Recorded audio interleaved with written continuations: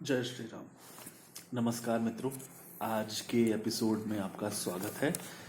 ये 15 जून 1957 को नैनीताल में किया गया प्रवचन था। द टॉपिक इज सुधार का मार्ग। महापुरुषों का संग। समुद्र का पानी खारा होता है, वही पानी सूर्य की किरणों द्वारा भाप बनकर आसमान में जाता है तथा बादलों का रूप ले लेता है। ठंड लगने पर वह बारिश बनकर बरसता है। वह पानी खारा नहीं होता, मीठा होता है। समुद्र के पानी वाला खारापन सूर्य की तपन के कारण उसमें से निकल जाता है। इसी प्रकार संसार भी खारा अर्थात दुख रूप प्रतीत होता है, मगर ब्रह्मनिष्ठी व ब्रह्मश्रोत्री महापुरुषों के संग में रहकर सच शास्त्रों के श्रवण मनन व निध्यासन करने से वह सुख रूप प्रतीत होता है। मन व दुख। दुख कब सताता है? जब मन प्रतीत करवाता है। मन प्रतीत ही नहीं करवाए तो दुख हुए ही नहीं। चीरा फाड़ी करते समय क्लोरोफॉर्म के असर के कारण दुख क्यों नहीं होता है? क्या दुख गुम हो जाता है? शरीर में दुख तो वैसे का वैसा रहता है, मगर बेहोशी होने के कारण दुख प्रतीत नहीं होता। दुख सुख का दारोमदार ख्याल पर ही है। छोटा बालक रक्त की बूंद देखकर घबरा जाता है, दूर से डॉक्टर को अपने पास आता देखकर चिल्लाने लगता है। डॉक्टर अभी उसे हाथ ही लगाता है तो वह रोने लगता है। यह दुख उसे उसके ख्याल के अनुभव करवा रहे हैं।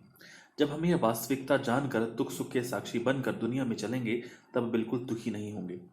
भ्रम। एक बच्चे को उसके पिता ने कहा कि बेटे, अंदर कमरे में जाकर देख आओ कि कितने लोग सत्संग सुन रहे हैं तथा कितने उपदेशक बैठे हैं।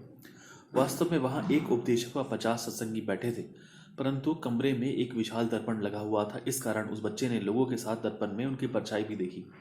अतः सबको गिनकर पिता के पास आया तथा कहने लगा कि पिताजी, अंदर 2 उपदेशक तथा 100 सत्संगी बैठे हुए हैं। उसका पिता समझ गया कि वास्तविकता क्या है, परंतु उसे कुछ नहीं कहा।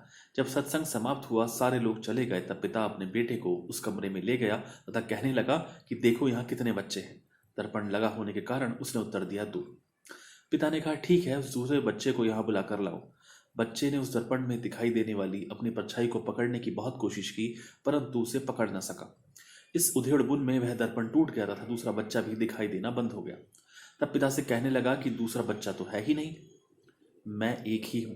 तब पिता ने उसे बताया कि दर्पण में वह तुम्हारी ही परछाई थी और तुम्हें जो 2 उपदेशक व 100 सत्संगी दिखाई दिए थे, वे वास्तव में दर्पण के कारण ही प्रतीत हो रहे थे। उपदेश 1 व सत्संगी 50 ही थे। इसी प्रकार संसार में यह सब एक की ही परछाई है, तुमसे भिन्न दूसरी कोई वस्तु है ही नहीं। भ्रमवश ही ये अनेक अनेक प्रतीत हो रही है। उल्लुओं की पंचायत इकट्ठी हुई, एक दूसरे से पूछने लगे कि किसी ने सूरज देखा है?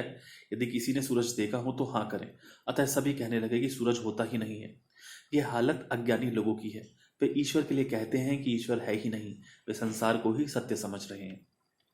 अपने आप को भूल के हैरान हो गया, माया के जाल में फंसा बैरान हो गया। मन की गति। एक शिष्य ने अपने गुरु से पूछा, स्वामी जी, क्या आपका मन आपके वश में है? गुरु ने उत्तर दिया, भाई कल पूछना। दूसरे दिन शिष्य ने फिर वही प्रश्न पूछा। गुरु ने फिर वही उत्तर दिया कि कल पूछना। इस प्रकार प्रत्येक दिन शिष्य अपने गुरु से यही प्रश्न पूछता रहा तथा गुरु भी उसे वही उत्तर देता रहा। आखिर गुरु का अंतिम समय निकट आ गया। तब शिष्य ने हाथ जोड़कर अपने गुरु से निवेदन किया कि आपने मुझे आज तक उत्तर नहीं दिया है, कृपया करके अब तो बताओ। तब गुरु ने उत्तर दिया, हाँ बेटे, मेरा मन मेरे वश में है। अब तक इसलिए उत्तर नहीं दे रहा था क्योंकि मन पर भरोसा नहीं कर सकते। यह कभी भी धोखा दे सकता है तथा झूठा साबित कर सकता है। अब जब मैं संसार से जाने वाला हूं, तब कह सकता हूं कि मन वश में है। मन की गति अटपटी, झटपट लखे न कोई। मन की खटपट जे मिटी तो झटपट दर्शन हुए। महापुरुषों का हृदय। एक बार अमेरिका में रटन करते हुए स्वामी रामतीर्थ ऐसे स्थान जा पहुंचे जहां पास ही एक गहरे गंदगी भरे खड्डे में कुत्ते का पिल्ला डूब रहा था। 2 लड़के टेबल टेनिस खेलने जा रहे थे। उन्होंने यह दृश्य देखा। एक का दिल पसीज उठा तथा उसे बाहर निकालने के लिए जाने लगे तो दूसरा उसे रोकते हुए बोला, भाई टेनिस खेलने में देरी हो रही है, छोड़ इसे, चलकर टेनिस खेलते हैं। पर पहला लड़का नहीं माना। कपड़ों समेत उस खड्डे में कूद पड़ा हुआ पिल्ले को बाहर निकाल लाया। तब मित्र ने उससे पूछा कि पिल्ले के कारण तुमने अपने महंगे वस्त्र क्यों खराब कर दिए? उसने उत्तर दिया, पिल्ले को डूबते देख मेरी दिल दुखी होने लगा था। अगर उसे मैं नहीं निकालता तो मेरा खाना पीना हराम हो जाता था। बार बार इसकी याद सताती रहती। इसे जीवन दान देने से मेरे तैम को बहुत प्रसन्नता हुई है। ऐसा कहकर वह खेलना छोड़कर कपड़े बदलने के लिए घर चला गया। सचमुच महापुरुषों का हृदय उस लड़के की भांति नर्म होता है।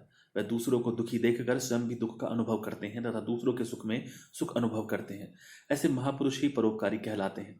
विकारों से बचना चाहिए। दो नाविक थे जो अलग अलग नाव लेकर सरोवर की सैर करके शाम को वापस लौटकर सरोवर के तट पर आए तथा एक दूसरे से वार्तालाप करने लगे। एक नाविक कहने लगा कि भाई, मैं इतना तो होशियार हूँ कि जब नाव भंवर के नज़दीक पहुँचती है तो अपनी सूझबूझ से उसे भंवर से बाहर ले आता हूँ। दूसरा कहने लगा कि मैं इतना होशियार हूँ कि नाव को भंवर के नज़दीक जाने ही नहीं देता हूँ। दोनों में से श्रेष्ठ कौन? दूसरा नाविक, क्योंकि पहला नाविक किसी न किसी दिन भंवर में फंस जाएगा।